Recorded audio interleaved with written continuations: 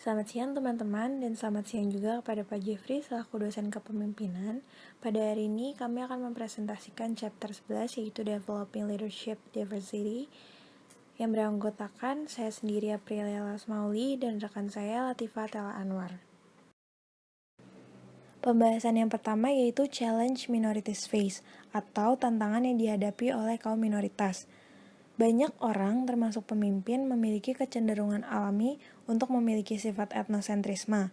Etnosentrisme itu adalah keyakinan bahwa budaya dan subkultur sendiri secara inheren lebih unggul daripada budaya lain, sehingga menimbulkan tantangan bagi karyawan minoritas. Seperti yang pertama, ada unequal expectations atau difference as deficiency.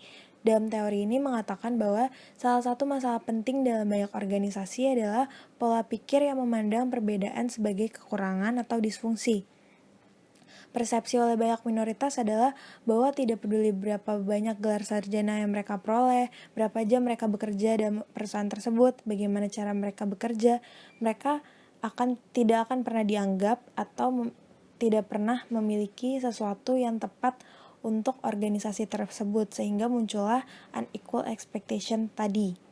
Nah, yang kedua itu ada living biculturally atau bikulturasi, yaitu konsep yang membahas tentang perubahan budaya yang terjadi akibat dari pertemuan intensif dua kesatuan hidup yang mengakibatkan perubahan pada salah satu, beberapa, atau keseluruhan unsur kebudayaan asli yang dimiliki salah satu atau kedua kesatuan hidup yang bertemu tadi. Jadi contohnya orang kulit putih dan orang kulit hitam. Jadi mereka dipertemukan dalam satu organisasi atau perusahaan sehingga karena seringnya atau terjadinya pertemuan intensif antara kedua belah pihak tadi menimbulkan adanya perubahan atau hilangnya dari unsur kebudayaan asli yang tadinya mereka miliki karena tadi pertemuan yang intensif tadi. Sehingga dengan kata lain, bikulturasi itu disebut juga sebagai salah satu model perubahan budaya. Dan yang ketiga itu ada the glass ceiling. The glass ceiling adalah biasa disebut sebagai metafora yang mengacu pada hambatan yang dihadapi oleh kaum minoritas untuk meraih jabatan tinggi dalam satu perusahaan. Nah, jadi glass ceiling ini dideskripsikan sebagai konsep yang merujuk pada hambatan-hambatan yang dihadapi wanita ketika mencoba meraih posisi lebih tinggi dalam suatu perusahaan atau kantor. Seperti itu. Dan yang terakhir itu ada the opportunity gap. The opportunity gap atau adanya hambatan dari peluang. Misalnya contohnya tantangannya itu seperti kurangnya kesempatan bagi minoritas untuk memperoleh tingkat pendidikan yang sama dengan orang kulit putih atau kelahiran Amerika. Contohnya, misalnya banyak orang Afrika Amerika atau Hispanik tertinggal dari orang kulit putih yang hadir di perguruan tinggi. Dan itu menimbulkan dari opportunity gap itu sendiri. Selanjutnya ada definition of diversity atau arti dari diversity itu sendiri. Diversity adalah perbedaan antara individu termasuk dimensi seperti usia, ras, status perkawinan, kemampuan fisik, tingkat pendapatan, dan lifestyle, dan masih banyak lagi. Sedangkan workforce diversity adalah keragaman tenaga kerja yang terdiri dari orang-orang dengan kualitas manusia yang berbeda atau yang menjadi anggota berbagai kelompok budaya. Nah, selanjutnya itu ada diversity wheel atau roda keanekaragaman. Nah, dari gambar itu kan ada dua lingkaran dalam sama lingkaran luar. Lingkaran dalam itu kayak ras, umur, gender, dan lain-lain. Nah, kalau lingkaran dalam itu disebut juga sebagai dimensi primer. Nah, dimensi primer adalah elemen inti yang melaluinya orang membentuk citra diri dan pandangan dunia mereka. Dimensi-dimensi ini tuh terdiri dari usia, ras, etnis, jenis kelamin, kemampuan mental atau fisik, dan orientasi seksual.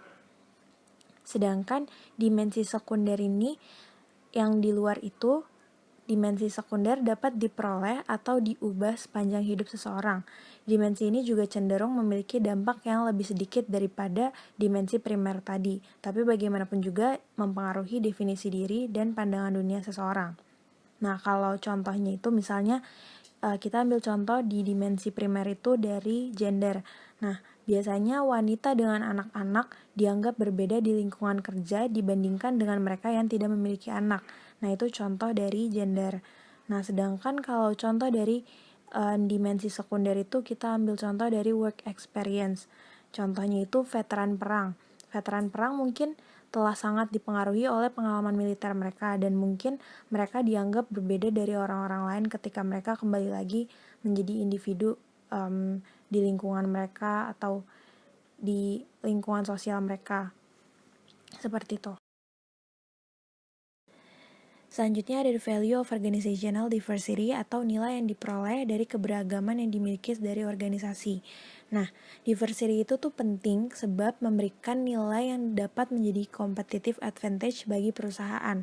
Contohnya yang pertama ada pemahaman baik terhadap pelanggan. Kenapa bisa dibilang pemahaman baik terhadap pelanggan?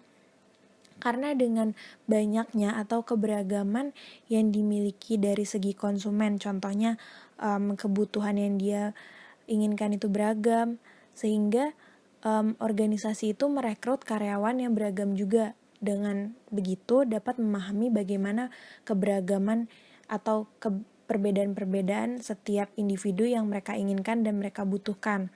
Nah, karyawan yang beragam juga dapat membantu organisasi membangun hubungan yang lebih baik dengan pelanggan dengan membuat mereka merasa terhubung dengan organisasi. Nah, yang kedua itu ada meningkatkan potensi sumber daya organisasi atau kreativitas. Nah, ini udah sangat jelas karena keragaman dalam suatu organisasi kan pasti memberikan dasar pengalaman yang lebih luas dan lebih dalam untuk pemecahan masalah atau pemberian inovasi ya, dan pengambilan keputusan contohnya. Nah, yang terakhir itu ada fleksibilitas organisasi. Fleksibilitas organisasi di sini bisa dibilang sebagai contohnya dalam suatu organisasi itu dari segi merekrut dan menilai individu secara serius tanpa memandang ras, kebangsaan, jenis kelamin, usia, preferensi seksual atau kemampuan fisik. Organisasi itu bisa mempertahankan kualitas individu yang terbaik tanpa di luar memikirkan perbedaan itu sendiri. Selanjutnya ada women as leaders atau perempuan sebagai pemimpin. Masih banyak perusahaan-perusahaan atau organisasi di seluruh dunia itu berpikir kalau perempuan atau wanita itu belum cukup kompeten untuk berada di posisi puncak dalam suatu perusahaan. Nah, padahal nyatanya itu justru wanita itu lebih mampu memberikan apa yang dibutuhkan masyarakat modern. Misalnya contohnya dalam segi pemerhatinya atau perhatian, mematuhi peraturan, menjadi kompeten secara verbal, dan berurusan dengan hubungan interpersonal di kantor.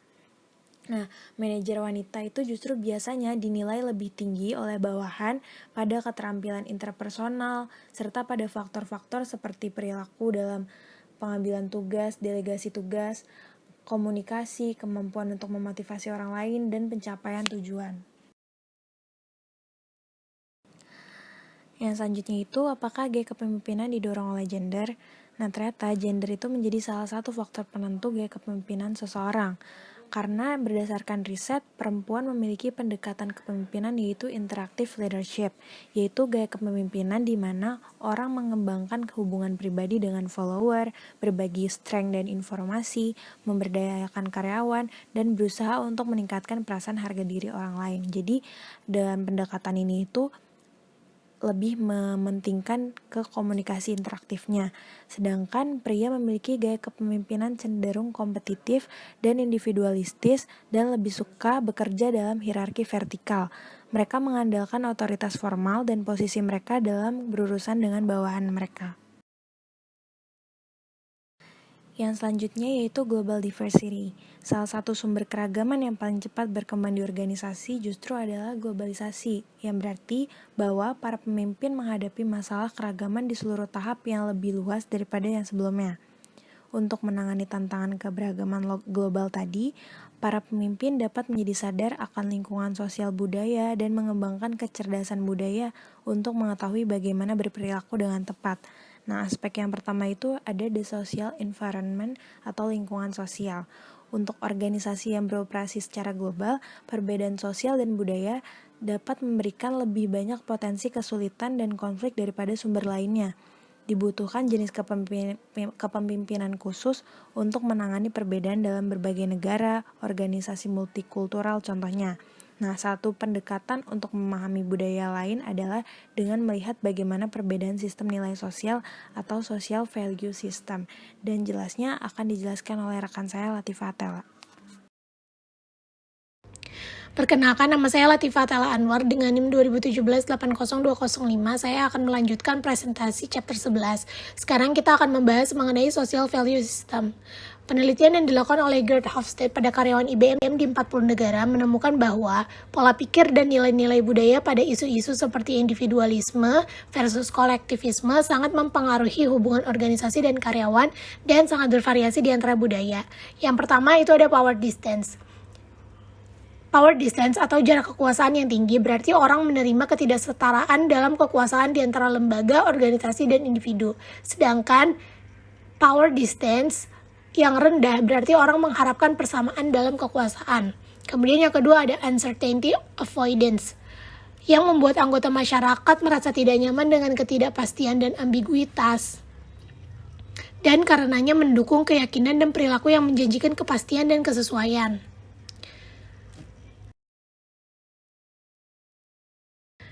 Kemudian ada individualisme dan kolektivisme. Individualisme mencerminkan nilai kerangka kerja sosial yang longgar, di mana individu diharapkan untuk menjaga diri mereka sendiri. Sedangkan kolektivisme adalah preferensi untuk kerangka kerja sosial yang erat, di mana orang saling memandang satu sama lain dan organisasi dan melindungi kepentingan anggota mereka. Kemudian ada masculinity and femininity. Maskulinitas mencerminkan preferensi untuk pencapaian, kepahlawanan, ketegasan, sentralitas kerja, dan kesuksesan materi. Sedangkan feminitas mencerminkan nilai-nilai hubungan, kerjasama, pengambilan keputusan kelompok, dan kualitas hidup. Kemudian ada developing cultural intelligence. Meskipun memahami lingkungan sosiokultural dan perbedaan nilai sosial sangat penting, seseorang tidak dapat berharap untuk mengetahui segala sesuatu yang perlu dikupas untuk setiap situasi yang mungkin terjadi. Dengan demikian, dalam lingkungan multikultural, para pemimpin akan paling sukses jika mereka fleksibel secara budaya dan dapat mudah beradaptasi dengan situasi dan cara baru dalam melakukan sesuatu. Dengan kata lain, mereka membutuhkan kecerdasan budaya. Kecerdasan budaya itu mengacu pada kemampuan seseorang untuk menggunakan keterampilan penalaran dan observasi untuk menginterpretasikan gerakan dan situasi yang tidak dikenal dan menyusun respons perilaku yang tepat. Kemudian ada stage of personal diversity awareness. Jadi di sini itu ada 5 tahap. Yang pertama itu ada orang melihat perbedaan sebagai ancaman terhadap pandangan dunia mereka sendiri yang nyaman dan sering menggunakan stereotip negatif atau menyatakan sikap prasangka. Kemudian pada tahap 2, orang akan berusaha untuk meminimalkan perbedaan dan fokus pada kesamaan di antara semua orang. Nah, tahap ini itu di mana bias bawah sadar dan halus paling jelas karena orang telah bergerak melampaui sikap prasangka secara terbuka. Kemudian tahap ketiga, seseorang akan memiliki kesadaran berkeragaman. Ia menerima perbedaan budaya dan mengakui validitas cara berpikir dan melakukan sesuatu. Nah, di sini itu para pemimpin menjadi proaktif dan mengakui bahwa menangani masalah gender, ras, kecacatan, dan sebagainya penting tidak hanya untuk karyawan minoritas tetapi juga untuk kesehatan organisasi. Kemudian di tahap 4, mereka akan dapat berempati dengan orang yang berbeda-beda dari diri mereka dan dapat dengan nyaman beralih dari satu budaya ke budaya lain. Kemudian pada tahap 5 itu adanya kesadaran keanekaragaman atau diversity awareness. Nah, orang akan mampu mengintegrasikan perbedaan dan beradaptasi dengan baik secara kognitif maupun perilaku. Jadi di materi yang terakhir kita akan membahas mengenai personal qualities for leading diverse people. Untuk menjadi pemimpin yang lebih efektif dalam organisasi yang beragam, para pemimpin dapat mengembangkan karakteristik pribadi yang mendukung keanekaragaman. Nah, ada 4 karakteristik penting untuk kepemimpinan yang inklusif. Yang pertama itu ada a personal long-range vision that recognize and supports a diverse organizational community. Para pemimpin harus memiliki rencana jangka panjang untuk memasukkan karyawan dari berbagai kelompok etnis dan budaya, ras, usia, dan sebagainya di semua tingkatan organisasi dan memperkuat nilai tenaga kerja yang beragam. Kemudian yang kedua ada a broad knowledge of the dimensions of diversity and awareness of multicultural issues. Para pemimpin membutuhkan pengetahuan dasar tentang dimensi utama keanekaragaman seperti pengetahuan bertindak melalui penggunaan bahasa inklusif dan menunjukkan rasa hormat. Kemudian ada an openness to change themselves. Pemimpin di berbagai organisasi mendorong umpan balik dari karyawan mereka dan dapat menerima kritik serta bersedia mengubah perilaku mereka. Nah, perilaku para pemimpin lah yang berdampak pada apakah keanekaragaman benar-benar dihargai di dalam organisasi. Yang terakhir ada mentoring and empowerment of diverse employees. Para pemimpin mengambil peran aktif dalam menciptakan peluang bagi semua karyawan untuk menggunakan kemampuan unik mereka dan memberi penghargaan kepada mereka yang ada di organisasi yang menunjukkan rasa hormat kepada semua individu. Sekian presentasi dari kelompok kami, kurang lebihnya mohon maaf. Wassalamualaikum warahmatullahi wabarakatuh.